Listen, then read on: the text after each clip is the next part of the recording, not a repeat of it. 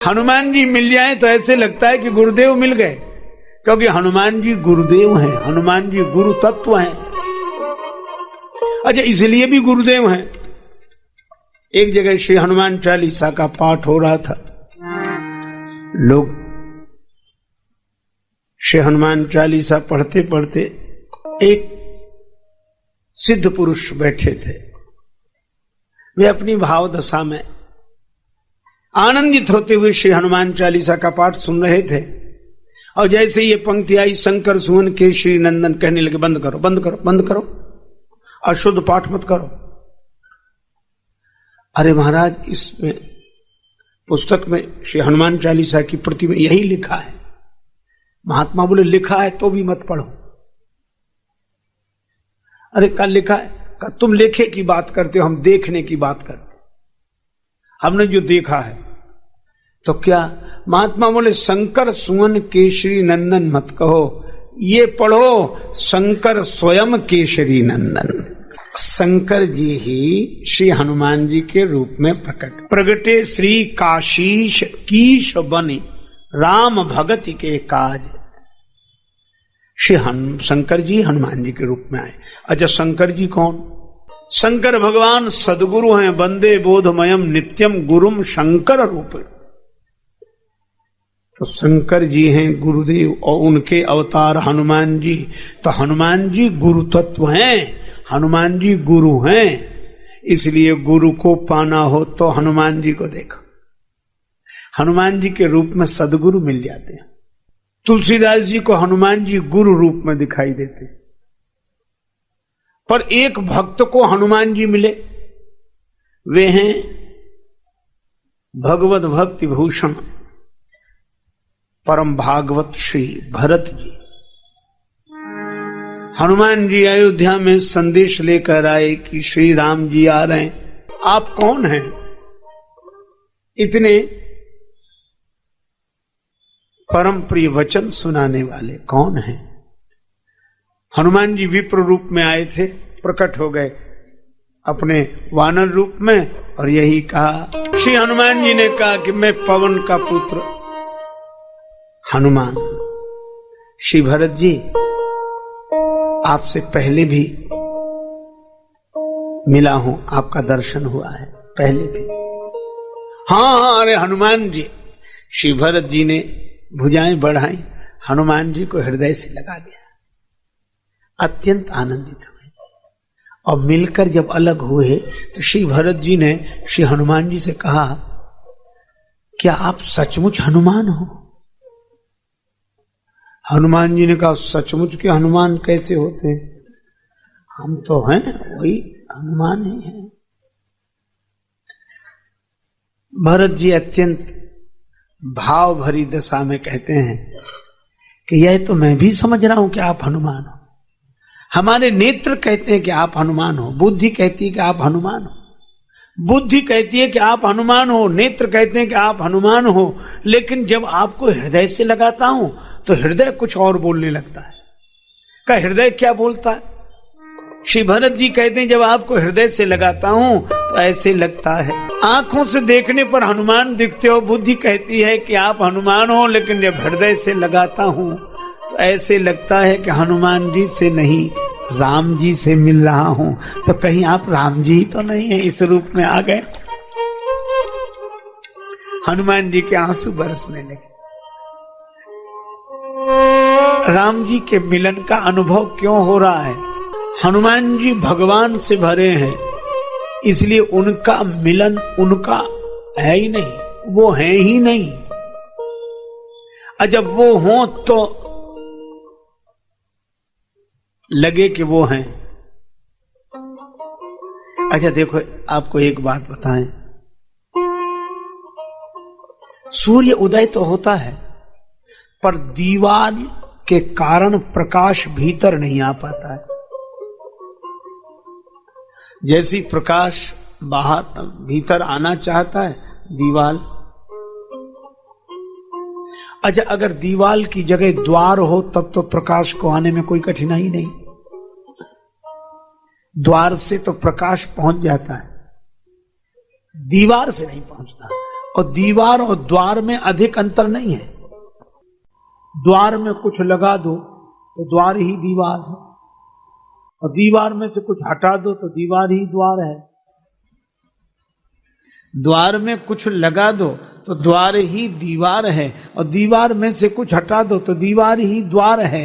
इसी तरह जिनके जीवन में द्वार और दीवार का अंतर स्पष्ट हो गया, अर्थात जिनकी जिंदगी की दीवार में से अहंकार का कुछ हट गया, तो ये जिंदगी दीवार नहीं द्वार बन जाती।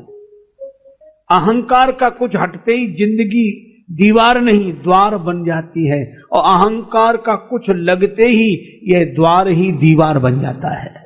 हनुमान जी में अहंकार का कुछ नहीं है, इसलिए उनका जीवन द्वार है। और जिनका जीवन द्वार बन जाता है, तो द्वार जैसे ही खाली जगह देता है तो उस जगह सूर्य भगवान प्रकट हो जाते हैं प्रकाश के रूप में। इसी तरह अहंकार का कुछ हटते ही परमात्मा प्रकट हो जाते हैं उसके जीवन में। तो हनुमान जी का मिलना तो भगवान का मिलना है। भरत जी को भी लगता है यही, और श्री विभीषण जी को भी लगा कि तुम राम दीन अनुरागी, निराकार की आरसी श्री सदगुरु की देह है। सदगुरु का जो स्वरूप है वो दर्पण है, और दर्पण में उसका कोई अपना चेहरा नहीं होता, इसलिए सबके चेहरे उसमें दिखते हैं। निराकार की आरसी श्री सदगुरु की देह है, और लखा जो चाहे अलख को सो इनमें लख ले। अलख भी जिनमें लखा जाता है वह हनुमान जी में ऐसी उनकी चरित्र की पवित्रता ऊंचाई है कि वो है ही नहीं। और सचमुच हनुमान जी वो हैं, पर्दा हट गया है, भगवान उनमें से। अच्छा, तीसरी बात हमने कही कि हनुमान जी भक्ति। भरत जी ने इस रूप में हनुमान जी को देखा, और विभीषण जी क्या कहते हैं, श्री हनुमान जी को देखकर विभीषण जी के मन में प्रेम उमड़ रहा, ये भक्ति। तो ये प्रेम क्यों उमड़ रहा है? क्योंकि हनुमान जी के पास भक्ति प्रमाण राम रसायन तुम्हारे पासा। तो इन तीनों के लिए अलग अलग भटकने की आवश्यकता नहीं है। जाके गति है हनुमान की, ताकि पैज पूज आई यह रेखा कुलिस पसान की। अघटित घटन सुघट विघटन ऐसी विरिदावली नहीं आन की। सुमिरत संकट सोच विमोचन मूर्ति मोद निधान की। सानुकूलता पर गिरिजा हर लखन राम अरु जान की। तुलसी कपि के कृपा विलोकनि खानी सकल कल्याण की। हनुमान जी की कृपा से सब संभव है, बस अभिमान छोड़कर कोई उनका हो जाए। लेकिन हमारे साथ तो अभिमान ऐसे लगा हुआ। एक भिखारी किसी घर के द्वार रोज आता भिक्षा मांग, रोज आता भिक्षा मांग। वृद्धा बैठी रहती द्वार पर, मना कर देती बुरी तरह, चलो बाबा कुछ नहीं, चलो तुम्हें और कोई काम नहीं, यही घर मिलता है, रोज आ जाते हो, चलो कुछ नहीं। रोज मना करती पर भिखारी ठहरा, वह भी रोज आता। तो बढ़िया फिर मना करती, ये नियम था। वो मना करना बंद न करे, वो आना बंद न करे। एक दिन वो वृद्धा कहीं गई थी मोहल्ले में किसी के यहां, पीछे से वो भिखारी आया तो बहू थी घर में, कुछ मिल जाए भिक्षा। तो बहू ने कहा कि बाबा जाओ, कुछ नहीं है, जाओ। भिखारी चला गया। रास्ते में वो सास मिल गई, वो वृद्धा, कहां गए थे बाबा? तुम्हारे यहां गए थे। कुछ मिला ना? क्यों? बहू ने मना कर दिया। बहू ने मना किया? बहू कौन होती मना करने वाली? चलो लौट कर। भिखारी ने सोचा इन दोनों के झगड़े में हमें फायदा, वो भी आ गया। सास ने कहा तूने मना किया? बहू बोली जी माता जी। क्यों किया? आप करती थी ना रोज में, तो जो मैं करूंगी सो तू करेगी? मेरी बराबरी कर रही है, कल से आई है, तेरा हुक्म चलेगा? मैं जो कहती हूं वह होता है, तूने कैसे कहा? बहुत डांटा। बहू बोली गलती गलती? अच्छा गलती है ये, मेरी बराबरी कर रही है, अपराध है, बहुत बड़ा अपराध। माता जी हाँ, बहुत डांटा। भिखारी ने सोचा कि अब ठीक है, लेकिन बहू को डांटती हुई सास बोली मना करती तो मैं करती, तू कौन है मना करने वाला? और इतना कहकर भिखारी से बोली बाबा अब मैं मना करूं, कुछ नहीं है, जाओ। तो हमारे अभिमान की हालत तो ऐसी है कि मना भी करें तो हम करें। अहम कितने सूक्ष्म आकार लेकर बना रहता है। एक बार 1000 रुपए की इनाम रखी, चंचल घोड़ा, इस पर कोई बैठकर सवारी करके बता दे। वो घोड़ा इतना चंचल कि जो पीठ पर बैठे उसी को गिरा दे। एक आदमी बोला मैं इनाम जीतूंगा, 1000 रुपए में बैठूंगा। बैठा, घोड़े पर बैठा, घोड़े ने छलांग लगाई, एक बार में एक हाथ आगे खिसक गया, दूसरी बार में यहां सिर तक, तीसरी बार में गिर गया। लोगों ने कहा हार गया हार गया। बोला कौन? उठकर खड़ा, बोल कौन कहता हार गया? जीत गया हूं, 1000 रुपए दो। बोले कहा कि धूल तो झड़ाओ, नीचे गिर गए। कहा हम नीचे गिरे ही नहीं। कहा क्यों नहीं गिरे? सबके सामने गिरे। बोले सब कहते रहे, हम माने तब तो, हम गिरे ही नहीं। गिरे नहीं तो फिर घटना क्या घटी? उसने कहा हम तो प्रगतिवादी हैं। घोड़े ने छलांग लगाई, एक हाथ आगे बढ़ गए, दूसरी छलांग में सिर तक आ गए, और तीसरी छलांग में गिरे नहीं, हम तो आगे बढ़ रहे थे। अब घोड़ा ही खत्म हो जाए तो हम क्या करें? कुछ लोग ऐसे भी गिरने को भी गिरना नहीं मानते, दुर्गति को भी प्रगति। हम तो आगे बढ़ रहे थे। एक आदमी रास्ते से जा रहा था, दूसरा आदमी छत पे टहल रहा था, पान खाए हुए था, बिना सोचे समझे पान की पीक नीचे चला दी, और राहगीर बेचारा टोपी लगा उसके सिर पे गिरी। तो उसने ऐसे देख के कहा कि भाई साहब नीचे देखकर नहीं थूक सकते? तो भी उसको गलती मान के, भाई गलती हो गई, माफ करो भाई ना। कहा कि भाई साहब नीचे देखकर नहीं थूक सकते। क्या बोला? तुम ऊपर देखकर क्यों नहीं चलते? उसने कहा गनीमत है कि ऊपर देखकर नहीं चल रहे थे, नहीं सिर का स्थान मुंह ही होता। अभिमानियों की ऐसी ऐसी हालत है महाराज। दो में झगड़ा हुआ, एक ने कहा ऐसा तमाचा मारेंगे कि तुम्हारे 32 दांत नीचे आ जाएंगे। दूसरा भी गुस्से में था, कहा हम ऐसा तमाचा मारेंगे कि तुम्हारे 64 दांत नीचे आ जाएंगे, 64। तो तीसरा बोला जरा होश में, 64 होते भी हैं तो भी गलती नहीं मानी। क्या बोला? हम जानते थे हम दो के झगड़े में तुम तीसरे जरूर बोलोगे, तो 32 उसके, 32 तुम्हारे, 64 पूरे। इसलिए भाई हमारी तो यह दशा है। और हनुमान जी गुमान है ऐसे, जिसमें न ग्लानि हो न गुमान हो, ऐसे श्री हनुमान है। अब हनुमान जी को इन तीनों रूपों में देखना चाहिए। अब गुरु रूप में अगर देखें तो वानरों के साथ हनुमान जी जा रहे हैं, और वानर सीता जी को खोजने जा रहे हैं, जंगल में भटक गए। भगवान शंकराचार्य कहते हैं कि महान गंभीर गहन वन जंगल क्या है? वे कहते हैं शब्द जालम महारण्यम चित्त भ्रमण कारणम। ये शब्द जाल बहुत बड़ा जंगल है, चित्त को भ्रमित करने का कारण है शब्द। शब्द जाल का जंगल। अच्छा, जरा इस पर विचार करें। भगवान शंकराचार्य कहते हैं कि शब्द जाल का जंगल है, लेकिन क्या यह भी शब्द नहीं है? जैसे कोई कहे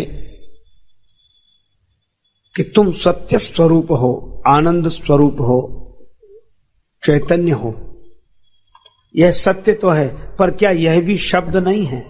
तो क्या तो शब्द भटकाता है या शब्द सत्य तक पहुंचाता है? पर भगवान शंकराचार्य कहते हैं कि जंगल है, भटका देता है। चलो, इसको आप ऐसे विचार करो कि शब्द बहुत जरूरी है, लेकिन असावधानी हुई तो जो शब्द सत्य तक पहुंचाता है, असावधानी होने पर वही पूरी तरह भटका देता है। कैसे? ऐसे समझो कि जैसे हम लोग दुनिया भर देखना चाहें तो देखते ही हैं, भगवान ने आंखें दी हैं, अकल दी है, देख लेते हैं। लेकिन अगर अपना चेहरा देखना हो तो दर्पण की जरूरत है कि नहीं? तो दर्पण के बिना चेहरे का ज्ञान होगा? नहीं होगा। तो दर्पण चेहरे तक पहुंचाता है कि भटकाता है? चेहरे तक पहुंचाता है। लेकिन दर्पण भटका भी सकता है। कब भटका देता है? जब हम चेहरा देखते हैं दर्पण में तो कहां दिखता है? वहां दर्पण में दिखता है। अच्छा, आप विचार करो, क्या दर्पण में चेहरा है? विडंबना यही है कि जहां दिखता है वहां होता नहीं है, और जहां होता है वहां दिखता नहीं है। जहां होता है वहां दिखता नहीं, और जहां दिखता है वहां होता नहीं। अब दर्पण में दिखने वाले चेहरे को ही कोई सत्य समझ ले और जिंदगी भर उधर हाथ मारे कि इसकी नाक पकड़ने, कान आएगा कभी पकड़,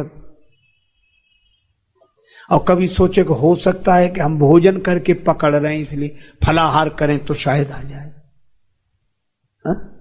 व्रत करने से आ जाए। कितनी भी साधना की जाए पकड़ में नहीं आएगा, और दिखेगा वहीं जहां पकड़ में नहीं आएगा। तो करें क्या? अगर दर्पण में दिखने वाले चेहरे को ही सत्य समझ लिया तो दर्पण ने आपको पहुंचाया नहीं, भटका दिया। लेकिन दर्पण में दिखने वाले चेहरे की ओर हाथ न बढ़ाकर, जिधर दिख रहा है उधर हाथ न बढ़ाएं, जिधर से दिख रहा है उधर हाथ लौटाएं।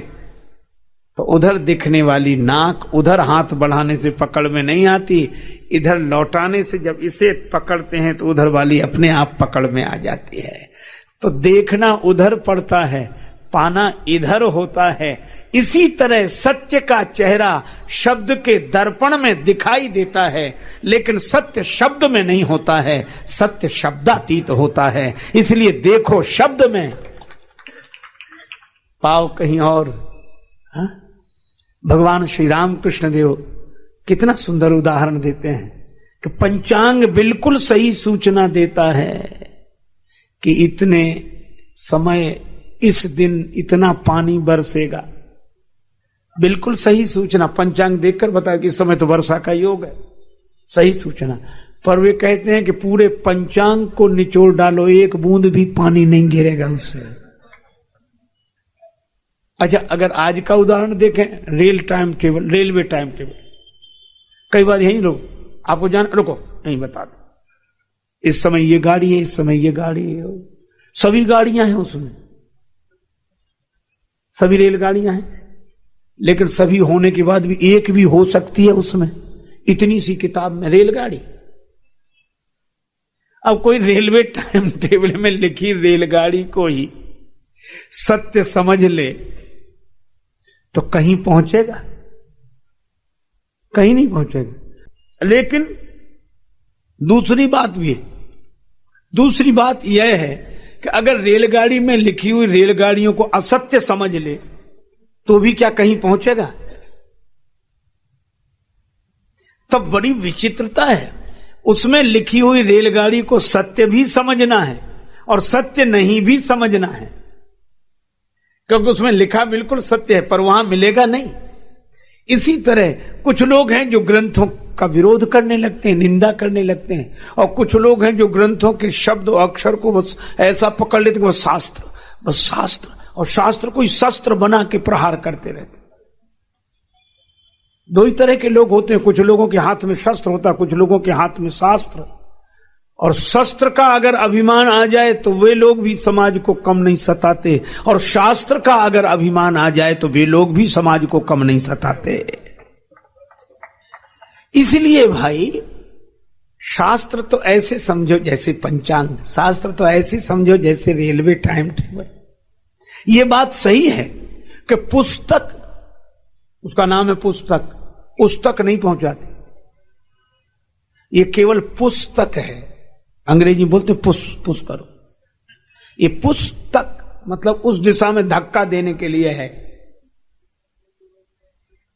लेकिन फिर वही बात कहें, उस तक भले ही ना पहुंचाए, लेकिन पुस्तक के बिना कोई उस तक पहुंचा भी नहीं है आज तक। रेलवे टाइम टेबल में देखे बिना कोई सही रेलगाड़ी तक पहुंचा भी नहीं है। लेकिन अगर कोई रेलवे टाइम टेबल में लिखी हुई रेल को ही सत्य समझे, या भगवान श्री रामकृष्ण देव के दिए हुए उदाहरण के अनुसार पंचांग में पानी की सूचना पाकर कोई पंचांग से ही पानी पाकर प्यास बुझाना चाहे, बस यही होती है कठिनाई। शब्द के दर्पण में सत्य का चेहरा देखना चाहिए, लेकिन शब्द में दिखने वाले सत्य को ही सत्य न समझें, देखें वहां और पाएं यहां।